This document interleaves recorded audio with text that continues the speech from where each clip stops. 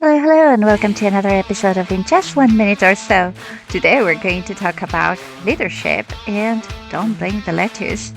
This is from a little book of fresh ideas for leadership and workplace culture by Eric Stutzman, Wendy Loewen, and Randy Grieser. Let's jump in.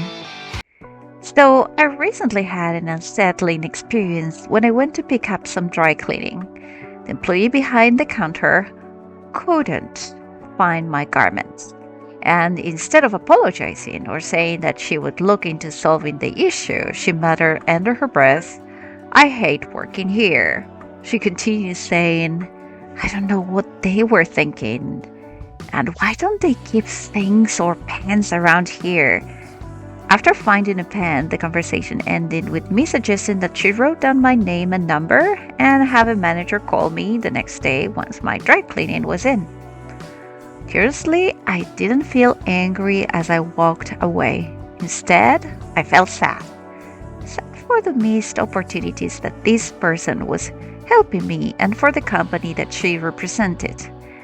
Given her negative attitude towards her organization, it was obvious that the employee was unhappy. Something was clearly impacting her feelings about her workplace. It would be easy to blame the employee for her poor customer service, although she could have done things differently, that's clear. I still think that finding fault with her would be an unhelpful place to start. Instead, it would be better to look at management practices and the organizational culture in which she worked. To paraphrase one of my favorite writers, Thich Nhat Hanh, if we plant lettuce and it fails to thrive, we do not blame the lettuce. Instead, we look at the conditions in which it is growing and seek to change them so that it can thrive. If it needs more water, we give it water. If it needs different soil or sunlight, we might plant it in a different place. In the same way, we should not blame people when they make mistakes, act inappropriately, or, as in my situation above, provide poor customer service. Instead, we should seek to understand the conditions around them. What I experienced at the dry cleaners was certainly a symptom of a deeper problem within the company. I wonder what opportunities have been missed to fully help this employee, support her in her capacity to solve problems, or show her how to resolve a missing clothing issue. It also struck me that there were likely missed opportunities to help her feel connected to her peers and respected for who she was. Her repeated use of the "they" told me she did not feel she was part of a team. People in organizations are like lettuce plants in a garden. Just as lettuce is influenced by conditions in the garden, so too are the people affected by the conditions of the organization's culture. Our staff are not disconnected individuals, but rather interconnected parts of a whole organization. Their actions affect other people, and they are highly influenced by the culture around them. As leaders, we can make a real difference in the actions and experiences of our employees by tending to their culture. Instead of blaming people when something goes wrong, we can change the conditions in our culture to elicit a different behavior.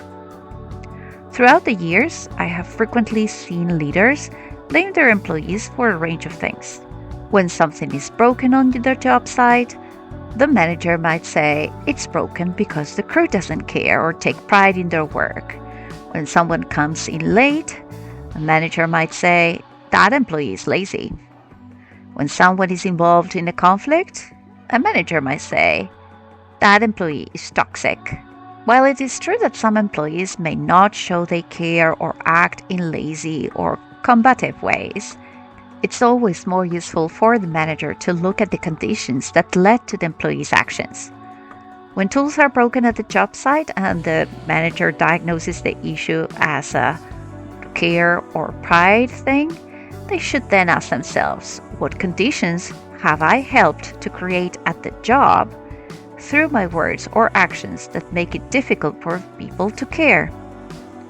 If an employee often comes in late, instead of judging them as lazy, it would be more fruitful to ask them if something else is going on in their lives that might be leading to this behavior, and then find ways to address those conditions. If an employee is engaging in gossip, the manager should be asking, what in the environment leads this employee to feel the need to act in this manner? Let's also acknowledge that not all plants flourish in every garden. Some are better suited than others for other climates or conditions. In the same way, not every person will be able to flourish in every type of organization. When we look first at our culture rather than blaming someone, we can see that we may not have the right conditions for them to grow. This leads to a different kind of conversation that is focused on fit rather than one that is founded on finding individual blame. In order to have healthy workplace cultures where employees have the best chance to thrive, leaders must stop blaming and replacing that impulse with curiosity and a need to understand.